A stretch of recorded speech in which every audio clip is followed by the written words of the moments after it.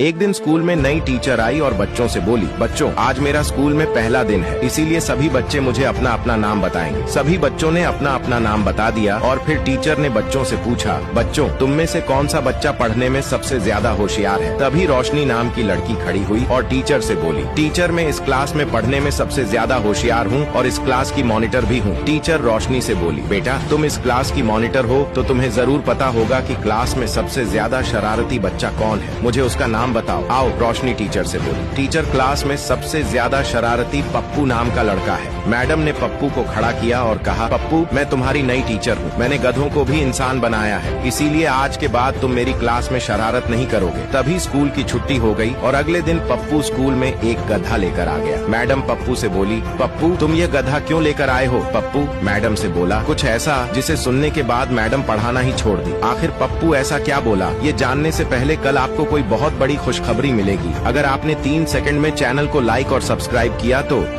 3, 2, 1, go! Madam जी आपने ही तो कहा था कि आपने गधों को भी इंसान बनाया है, इसीलिए मैं गधा लेकर आया हूँ, आप इसे भी इंसान बना दीजिए।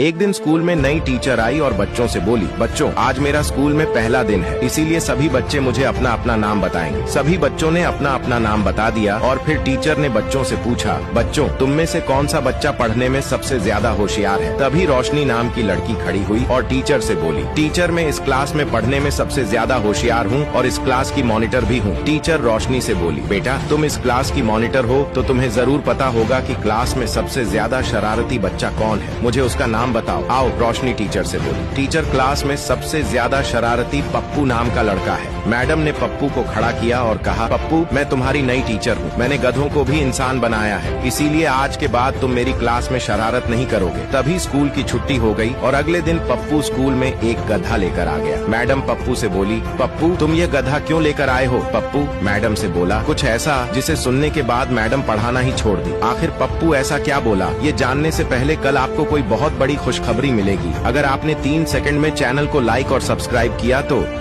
3, 2, 1, go! मैडम जी आपने ही तो कहा था कि आपने गधों को भी इंसान बनाया है, इसीलिए मैं गधा लेकर आया हूँ, आप इसे भी इंसान बना दीजिए।